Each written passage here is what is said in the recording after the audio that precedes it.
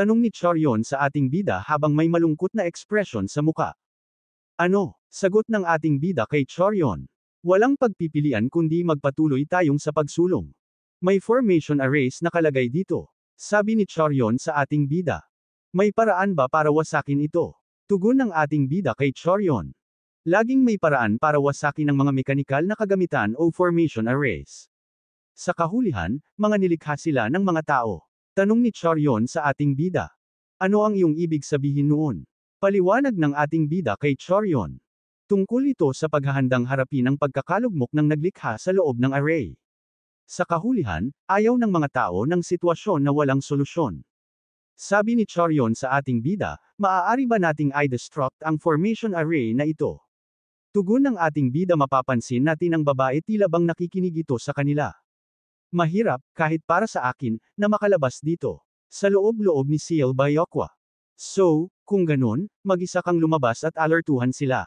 Hindi ko matatanggihan ang ibahin ka. Yung taong ito.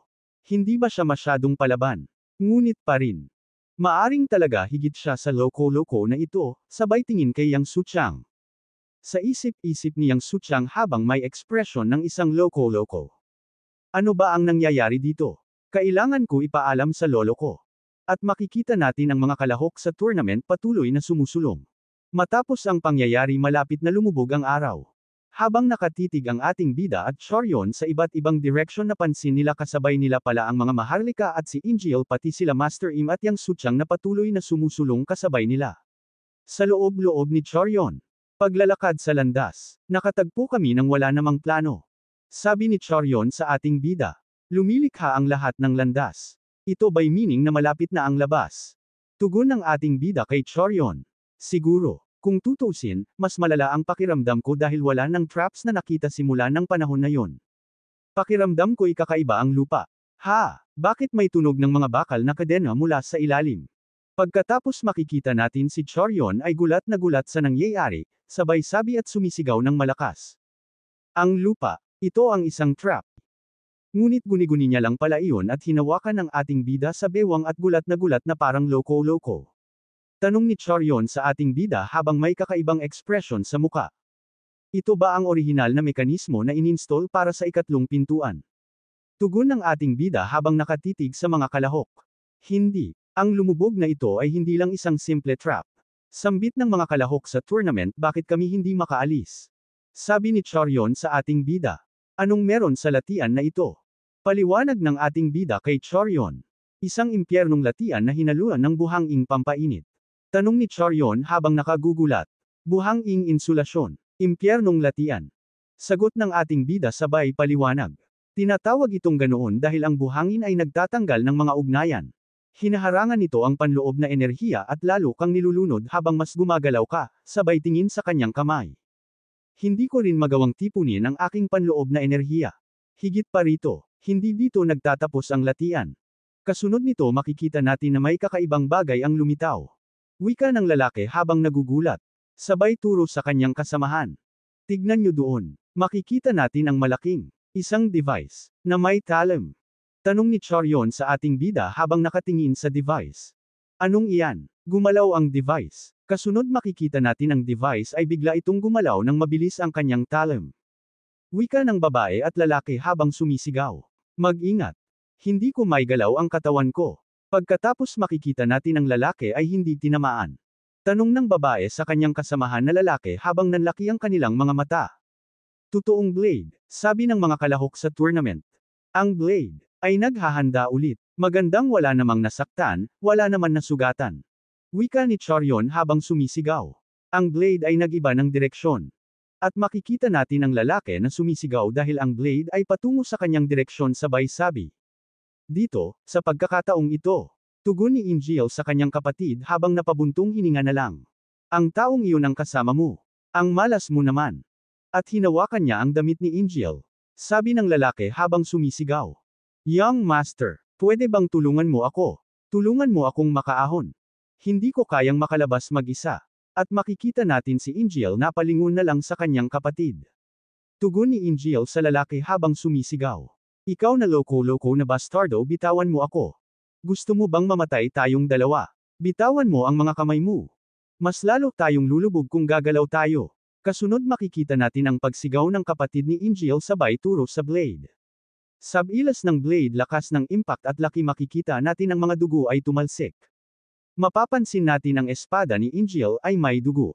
At kamay na putol na nakahawak sa damit ni Ingiel. Kasunod makikita natin ang katawan ng lalaki ay nahati sa dalawa. Habang si Ingiel, natanga sabay nanlaki ang mata. Sa isip-isip ng tanga na si Ingiel. Natapos ko ba siya? Hindi, mamamatay na rin naman siya, pero muntik pa niya akong madamay. Pagkatapos si Ingiel habang may kakaibang ekspresyon sa muka. Sabay tawag kay Young Master Im. Ito, tugon ni Young Master Im. Tama ang pagpili mo. Makikita natin si Ingiel na may nakakalokong ngiti. Sa loob-loob ng tanga na si Ingiel. Tama, sabay tingin sa kanyang espada. Tama ang pagpili ko, sabi ni Choryon sa ating bida habang nakatingin kay Ingiel. Hindi ko kaya, ngunit, wala akong kumpiyansa na kung ako ang nandoon, magkaiba ang ginawa ko. Matapos makikita natin si Choryon na may malungkot na ekspresyon sa muka. Masama rin akong tao, hindi ba? Tugon ng ating bida kay Choryon. Ang pagkakaroon ng ganitong pagsisisi sa puso ay hanga-hanga na. At makikita natin si Choryon ay naantig sa sinabi ng ating bida. Paliwanag ng ating bida kay Choryon. Sa kasalukuyan, wala nang ganyan sa mundo. Nagiging FOQ kapag nagsimula kang magkaroon ng mga pag-iisip na iyan. Dagdag kaalaman may dalawa ibig sabihin ng FOQ. Ibig sabihin ng FOQ ay Flight Operations Quality at Full of Questions. Sa loob-loob ni Choryon habang nakatingin sa blade. Nagbago ang direction ng blade. Hindi. Isang latian na humaharang sa internal arts at pati na rin ang ganitong device. Wala nang pag-asa. Ngunit bakit? Bakit ko naiisip na magiging maayos ang lahat kapag kasama ko siya? Maghanap tayo ng paraan para makalabas. At makikita natin ang ating bida ay nawala na parang bula, sabay tingin ni Choryon sa kinakatayuan ng ating bida. Wika ni Choryon habang nakatingin ito sa kinakatayuan sabay sabi Legion. Sa isip-isip ni Choryon habang may kakaibang ekspresyon sa muka. Tama, mukhang lumabas siya para tumawag muna ng mga tao. Kung hindi, wala namang paraan para bigla na lang siyang mawala ng ganito. Kasunod makikita natin si Choryon habang nakatitig sa taas. Mapapansin natin ang blade na tatama kay Choryon habang nakatitig si Choryon sa blade na malapit na tatama sa kanya. Ay bigla na lang nadapa si Choryon habang sumisigaw. Tila bang may humihila sa kanya. Pagkatapos makikita natin na bumulusok si Choryon sa latian. Tanong ni Choryon sa isip-isip niya. Ano ang nangyayari? May kumikapit sa akin mula sa ibaba. Gaano kalayo pa ako hahatakin? Matapos makikita natin si Choryon ay napunta sa tubig. Habang napaisip si Choryon sa saglit, sabay tingin sa kanyang kamay. Sa isip-isip ni Choryon. Tubig. Mahina pa, pero nararamdaman ko na muli ang aking panloob na enerhiya. Pagkatapos makikita natin si Choryon habang nakatingin ito sa liwanag na nasa taas. Habang nakatingin si Choryon at makikita natin na hinawakan ng ating bida ang kanyang kamay. Matapos ang pangyayari makikita natin ang ating bida habang nakangiti kay Choryon. Matapos agad tinulak ng ating bida si Choryon paibalik sa taas. Tila ba itong may pinaplano kay Choryon, at makikita natin ay may bigla na lang may bumulusok paitaas. Kasunod nito makikita natin ang mga tao kasali sa tournament ay nagulat na lang kung ano yun. Habang nasa himpapawid si Choryon kitang-kita niya ang mga tanawin at ang mga sitwasyon ang yayari sa mga tao sa baba. At nagulat na lang siya sa nakikita niya. Matapos nito nagulat na lang si Choryon dahil may kumakausap sa kanyang gamit ang telepatiya. Putulin ang mekanikal na kagamitan. Sa loob-loob ni Choryon habang nagugulat. Ang boses na ito ba ang tunog ng transmission ni Legion? Makikita natin si Choryon habang papabagsak na ito pa ibaba. Kasunod makikita natin ang espada ni Choryon ay nakatusok ito sa mechanical na device. Pagkatapos makikita natin si Choryon habang nakabitay gamit lamang ang kanyang espada. Sa isip-isip ni Choryon habang naaamoy ang dugo. Hindi ko kayang gawin ito mag-isa, dahil sa laki nito, kailangan ko magamit ang sword shi, pero hindi ko pa kailanman nagamit ito. At mapapansin natin ang tatlong tao, wika ng isa nilang kasamahan. Gamitin mo ang mga damit mo para itigil ang pagdugo. At makikita natin si Lady Ga, ay nawalan nito ng isang paa. Kasunod nito makikita natin si Choryon habang nakatingin at napabuntong hininga na lang. At makikita natin ang sigaw ng lalaki habang umiiyak dahil nawalan na ito ng isang kamay. Kasunod nito makikita natin si Choryon habang nakakapit sa kanyang espada, at makikita natin ang kanyang kamay ay nanginginig na ito sa pagod habang nakabitay. Sa loob-loob ni Charion habang nakabitay, kailangan ko tapusin ito, pigilan ito, kahit ano pa man ang mangyayari. Matapos makikita na lang natin si Charion ay nasa itaas ng mechanical device. Sa isip-isip ni Charion ang mga sinabi ng ating bida sa kanya. Sinabi ko sa iyo ang pagkakaiba ng isang baguhan at ng isang martial master.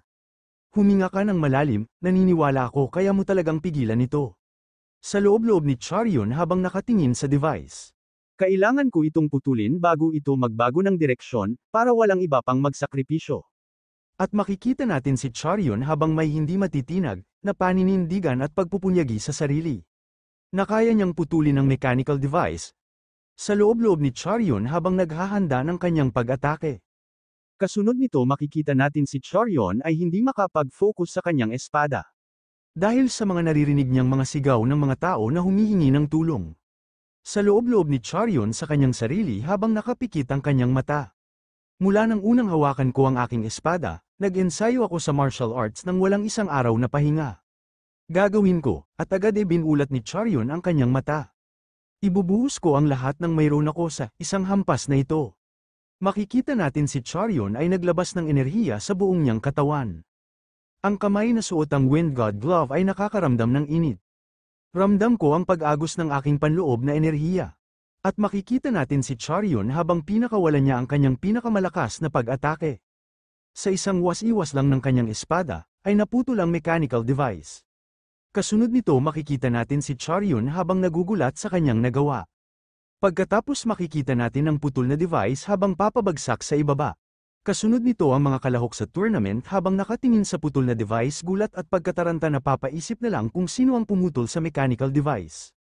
Sigawan ng mga kalahok, sa tournament ang device ay wala na, ligtas na tayo. Makikita natin si Charion ay napabuntong hininga na lang ng malalim. Matapos ang pangyayari kung saan malapit na lumubog ang araw.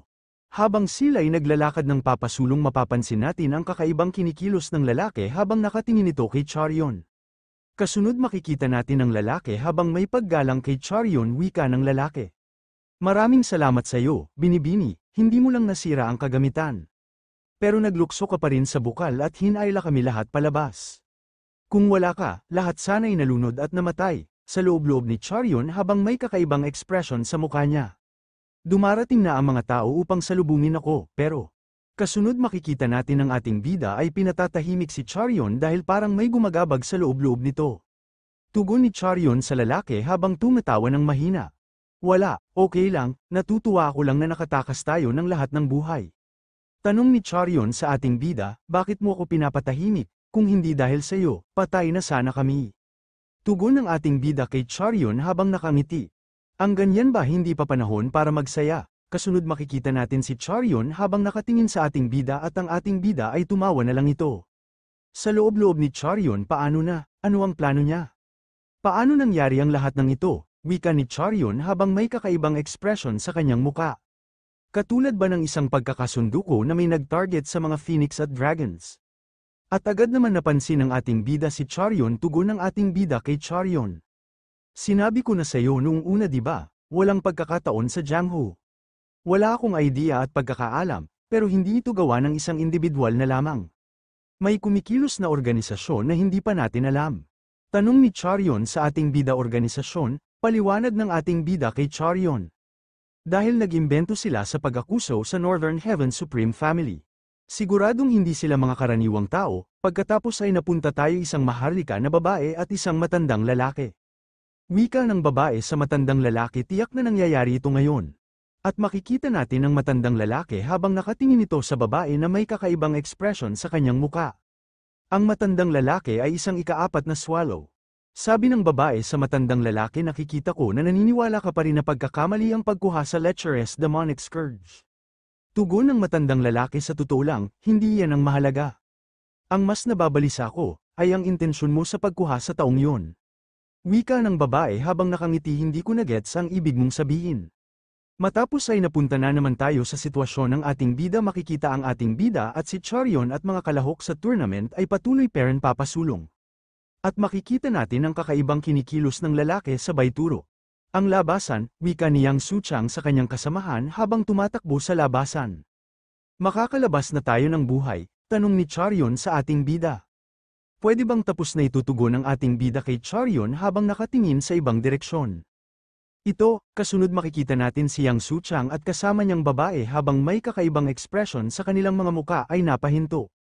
At nakatingin ito sa isang direksyon. Enerhiya ba ito ng ating assessor? Wika ng babae habang nakatingin, si Grandmaster Yum Chang at makikita natin.